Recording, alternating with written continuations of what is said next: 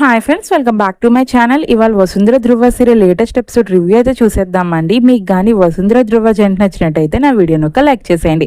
లైక్తో పాటు హైప్ కూడా చేశారంటే నా వీడియో ఇంకొంతమందికి రీచ్ వెళ్తుంది. సీరియల్ స్టార్టింగ్లోనే మనకి రాజు మాట్లాడుతూ ఉంటాడు. చూసావా మల్లిక, వాడు ఎన్ని కుట్రలు చేస్తున్నాడో, వాడు వేసే ప్రతి అడుగు ఖచ్చితంగా ఏదో ఒక దొంగ ప్లాన్ వెయ్యాలనే చూస్తున్నాడు. ఇప్పుడు ప్లేట్ ఫిరాయించేసాడు. చూసావా, మన వైపు అంతా తప్పును చూపించాడు. అని అందితకు కూడా వీడు చేసేదే కరెక్ట్, మనం చేసిందంతా రాంగ్ అన్నట్టు క్రియేట్ చేశాడు. అవును రాజు, నాకు అదే అర్థమవుతుంది. వీడు ఎందుకు ఇంతలా ప్లాన్ చేస్తున్నాడు, అసలు నా వైపు తప్పును ఎందుకు తిప్పేశాడు, అసలు నా ఫోన్ నుంచి ఆ భాస్కర్కి లాస్ట్ కాల్ ఎలా వెళ్ళిందంటావు, అక్కడ ఏంటి మళ్ళీ అలా అంటావు, నీకు ఇప్పటికి కూడా అర్థం అవ్వలేదా? వాడు 2 ప్లాన్లు రెడీ చేసుకున్నాడు. ఎప్పుడైతే మీరాతో ప్లాన్ పెడుచుకొట్టిందో వెంటనే నిన్ను ఇరికించాలన్న ప్లాన్ అమలు చేశాడు. ఎలా ఇరికించాడంటే, నీ ఫోన్ నుంచి ఆ భాస్కర్కి లాస్ట్ కాల్ చేసి మళ్ళీ ఆ భాస్కర్ని ఆ వసుంధరని గుద్దేసిన వాడితో నీకు లింకులు ఉన్నాయని క్రియేట్ చేసి నందిత దృష్టిలో నిన్ను బ్యాట్ చేసి నిన్ను ఎలాగైనా అరెస్ట్ చేయాలన్న విషయంలోనే వాడు ముందు నుంచి ప్లాన్ చేసుకుని కూర్చున్నాడు. అదే ఎప్పుడైతే ఆ ప్లాన్ ఫస్ట్ ప్లాన్ పెడుచుకొట్టిందో వెంటనే నేను ఇరికించాలన్న ప్లాన్ అమలు చేస్తాడు. అందువల్ల నువ్వు కంగారు పడుకో, మేమిద్దరం ఉన్నాం కదా ధృవ, నేను ఖచ్చితంగా ఏం జరగకుండా నేను చూసుకుంటాను కదా. కానీ మనం చాలా జాగ్రత్తగా ఉండాలి. భాస్కర్ నెక్స్ట్ ఏం చేయబోతాడన్న విషయం మనం గ్రహించి వెంటనే ప్లాన్ మార్చుకోవాలి. అదే రాజు, నాకు అర్థం అవ్వట్లేదు. ఒకవేళ అలా చెప్తే ఈ నందిత కూడా చూసావా, వాడు చెప్పిందే నమ్మేసి నేను చేసిన తప్పు అన్నట్టు ఎలా మాట్లాడుతుందో, అయినా వెంటనే పోలీస్ దగ్గర కూడా వెళ్ళి కంప్లైంట్ చేసింది. అసలు నందితకి ఎలా చెప్తే తనకు అర్థమవుతుంది అంటావు రాజు? అక్కడే ఉన్న ధృవ మాట్లాడుతూ, అమ్మ నువ్వు కంగారు పడుకున్న నందితతో అర్థమయ్యిందంటే ఖచ్చితంగా మారి ఆ దాసి అన్ని కుట్రలు చేశాను తనకు అర్థమయ్యే వరకు మనం ఇంకేమీ చేయలేం. కొంతసేపు మనం ఓపిక పట్టాల్సిందే. ఒకవేళ వసుంధర కానీ స్పృహ వచ్చిందంటే తను ఖచ్చితంగా చెప్తుంది కదా ఆ దాస్ చేసిన దారుణాలని. అందువల్ల నువ్వు కంగారు పడకమ్మ, అంతా బాగానే జరుగుతుంది. లేదు మల్లిక, నాకు ఎప్పుడైతే ఈ నందిత వెళ్ళి కంప్లైంట్ ఇచ్చిందో మన ఇంటి పరువే కాదు, ఇప్పుడు కంపెనీ యొక్క షేర్ వాల్యూ కూడా పడిపోయి ఉంటుంది. అందువల్ల ఈ దాసిని మనం అసలు ఊరుకోకూడదు మల్లిక. ఖచ్చితంగా ఏదో ఒకలా వీడి గురించి మనం నందితకు చెప్పి వెంటనే నువ్వు ఇంట్లో నుంచి బయటికి పంపించి అరెస్ట్ చేయించాల్సిందే. లేదు రాజు, నేను ప్రతాప్కి 2 మా విషయాల్లో మాట ఇచ్చాను. అవి ఏంటో నీకు తెలుసు కదా, ఆల్రెడీ కంపెనీ విషయాల గురించి నేను జాగ్రత్త తీసుకుంటానని మొదటి ప్రమాణం చేశాను. కానీ 2వ ప్రమాణం ఇంకా జాగ్రత్తగా ఉండాలి. అదే నందితని ఆ దాస్ దగ్గర నుంచి ఎలాగైనా రక్షిస్తానని నేను ప్రతాప్కి ప్రామిస్ చేశాను రాజు. అందువల్ల నేను నందితను వదిలిపెట్టలేను. తన మనసు కూడా బాధపడేలా ఎలాంటి నిర్ణయాలు తీసుకోలేను. అందువల్ల టైం వచ్చే వరకు నేను వెయిట్ చేయాల్సిందే. సరేనమ్మా, నువ్వు ఇప్పుడు ఇంటికి వెళ్ళు, నేను అంతా చూసుకుంటాను కదా. లేదురా ధృవ, నేను ఇక్కడే ఉండి వసుంధరకు బాగాలేనప్పుడు ఇక్కడ ఉండకపోతే ఇంటికి వెళ్ళే నాకు మనశ్శాంతి ఉండదు. అందువల్ల నేను ఇక్కడే ఉండి వసుంధరని కంటికి రెప్పలా కాపాడుకుంటాను. అక్కడే ఉన్న నందిత దాస్ మాట్లాడుకుంటూ ఉంటారు. చూసావా నందిత, భాస్కర్ పరిస్థితి ఏమైపోయిందో, మన కూతురుని రక్షించడం వల్లే ఈ భాస్కర్కి ఇంతటి ప్రమాదం జరిగింది. ఒకవేళ అప్పుడే ఆ ప్రమాదంలోనే నేను నా కూతురు చచ్చిపోయి ఉంటే ఇప్పుడు భాస్కర్కి ఇన్ని ప్రాణాలకి ప్రమాదం వచ్చి ఉండేదే కాదు. అందువల్ల ఈ మల్లికను అసలు నమ్మడానికి లేదు నందిత. ఏంటి భాస్కర్ నువ్వు మాట్లాడేది? ఆల్రెడీ నేను వెళ్ళి పోలీసుల దగ్గర కంప్లైంట్ ఇచ్చాను కదా, వాళ్ళు వచ్చి చట్టం తన పని తను చేసుకుంటుంది. నువ్వు కంగారు పడకు. తప్పు చేసిన వాళ్ళని ఈ చట్టం అసలు వదిలిపెట్టే ప్రసక్తే లేదు. ఏంటి నందిత నువ్వు పిచ్చి పిచ్చిగా మాట్లాడుతావు? చట్టమా? ఇలాంటి డబ్బున్న వాళ్ళ దగ్గర చట్టం అనేది పనిచేస్తుందా? తన డబ్బులు ఇసిరేస్తుంది. తను ఎలాగైనా అరెస్ట్ చేసిన వెంటనే బయటకు వచ్చాడు. నువ్వు చూస్తూ ఉండు. అరెస్ట్ చేసిన వెంటనే తను బయటకు వచ్చేసి బెయిల్ మీద మనం అంత చూడకపోతే చూడు, నా కూతుర్ని ఎలాగైనా చంపాలని ఇప్పటికే తను చాలా ప్లాన్లు వేసుకుంటూ ఉంటుంది. అందువల్ల నేను కూతుర్ని ఎలా కాపాడుకోవాలి నాకు అర్థం అవట్లేదు నందిత. ఏంటి భాస్కర్, మన కూతురికి ఇంకా ప్రమాదం ఉందంటావా? తనని పక్కనే ఉన్నాను కదా, తనకి ఆ మల్లిక ఎలాంటి ప్రమాదం తలపెట్టలేదు. నేను నా పిల్లని చాలా జాగ్రత్తగా చూసుకుంటాను కదా, నువ్వు కంగారు పడకు. అది కాదు నందిత, అసలు ఆ మల్లిక యొక్క పగ ఎలాంటిదో తెలుసు. ఒక నాగుపాముకున్న పగ అంతా మన మీద చూపిస్తుంది. ఎలాగైనా నీ పేరు మీద ఉన్న ఆస్తి అంతా దక్కించుకుని తన కొడుకు రాయాలనుకుంటుంది. అదేంటి దాస్ అలా అంటావు? అయినా మల్లిక ఇప్పటికే తనని అరెస్ట్ చేయమని నేను పోలీసులు చెప్పాను కదా, ఇంకేం చేస్తుంది? నువ్వేం కంగారు పడకు దాస్, నేను చూసుకుంటాను కదా. సరే నువ్వు వసుంధర దగ్గర ఉండు, నేను ఎప్పుడే వస్తాను. సరే దాస్, నువ్వు జాగ్రత్తగా వెళ్ళు, నేను వసుంధర దగ్గర ఇక్కడే కూర్చుని ఉంటాను, సరేనా? ఏంటి ఈ నందిత వసుంధర దగ్గర పక్క నుంచి లేవనంటుంది. ఇప్పటికే అసలుకే ఈ యాక్సిడెంట్ వల్ల దాస్ భాస్కర్ గాడికి అసలు ఎలాగైనా సృహ వచ్చినా బతికి స్థితిలో అయితే లేడు. కానీ ఈ వసుంధర ఎప్పటికైనా కళ్ళు తెరిసి నా గురించి నిజాలు బయటపడే ప్రమాదం ఎంతైనా ఉంది. అందువల్ల ఇది కళ్ళు తెరిసే లోపల ఖచ్చితంగా దీన్ని పైలోకాలను పంపించాల్సిందే. ఎలాగైనా ప్లాన్ చేయాలి. కానీ ఈ నందితని పక్క తప్పించడానికి కానీ ఇలాంటి ప్లాన్ నేను చేయలేను. అందువల్ల ఖచ్చితంగా దీన్ని పక్క రప్పించి ఆ వసుంధరని చంపడానికి ఏదో ఒక ప్లాన్ చేయాల్సిందే. ఇది ఎప్పుడు వసుంధర పక్కనే కూర్చుని ఉంటుంది. ఎలాగైనా ప్లాన్ చేయాలి. అక్కడే ఉన్న ధ్రువ, మల్లిక మాట్లాడుకుంటూ ఉంటారు. అమ్మ, నేను చెప్పిన మాట నువ్వు ప్లీజ్, నువ్వు ఇప్పుడైతే ఇంటికి వెళ్ళిపో. రాజీవ్ అంకుల్ ప్లీజ్ అమ్మని ఇంటికి తీసుకెళ్ళిపోండి.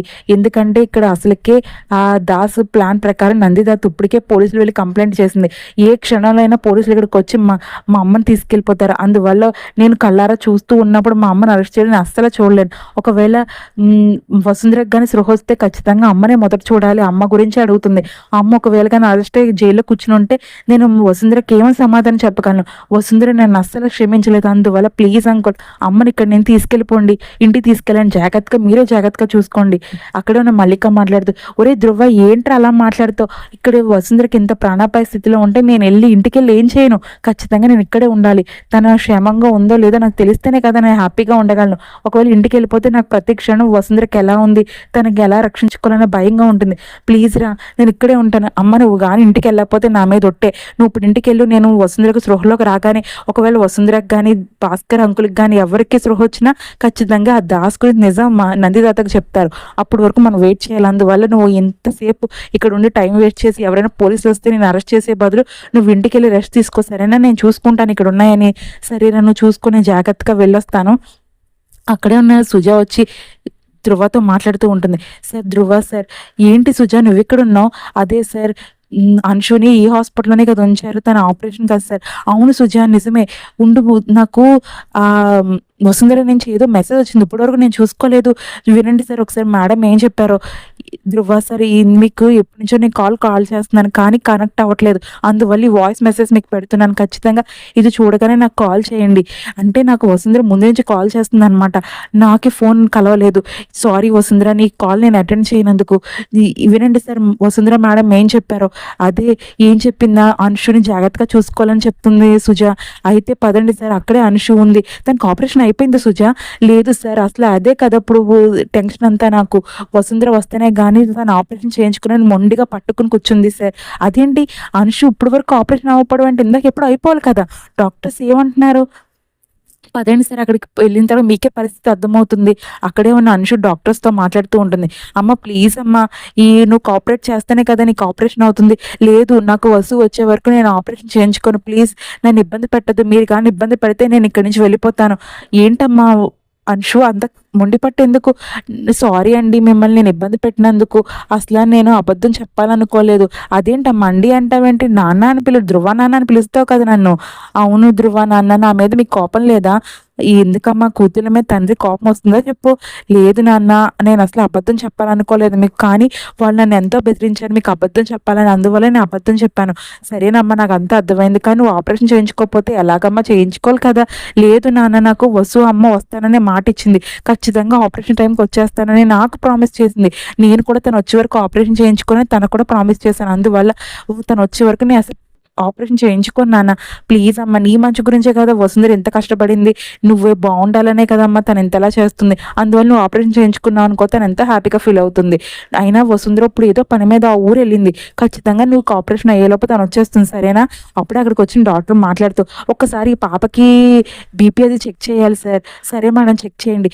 ఏంటి సార్, పాపకి ఎంత బీపీ ఫ్లక్చువేట్ అయిపోతూనే ఉంది. అసలు తనకి ఎలాంటి మెంటల్ ప్రెషర్ రాకుండా ప్రశాంతంగా ఉండాలని చెప్పాను కదా.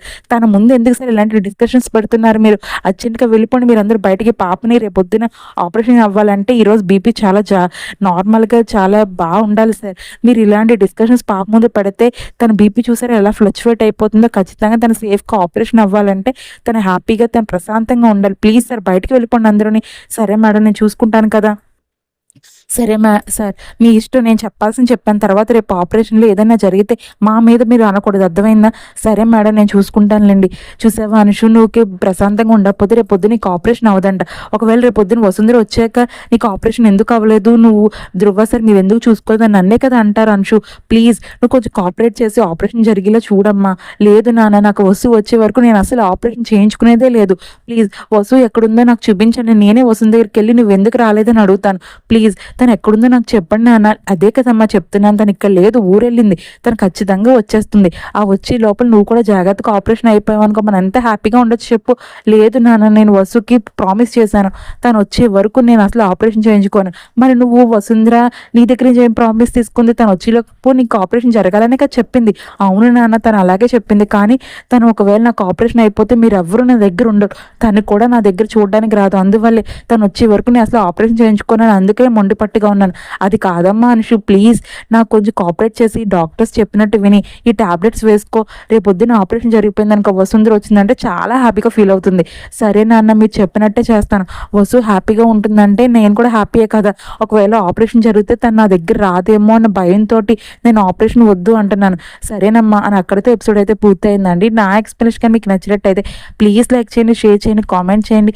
ఫస్ట్ టైంగా నా ఛానల్ చూస్తున్నట్టయితే సబ్స్క్రైబ్ చేసి బెల్ ఐకాన్ ప్రెస్ చేయండి. నేను వీడియో పెట్టగానే మీకు నోటిఫికేషన్ వచ్చేస్తుంది. మీకు కానీ వసుంధర ధ్రువ జంట నచ్చినట్టయితే కామెంట్ సెక్షన్లో ఎస్ అని టైప్ చేయండి.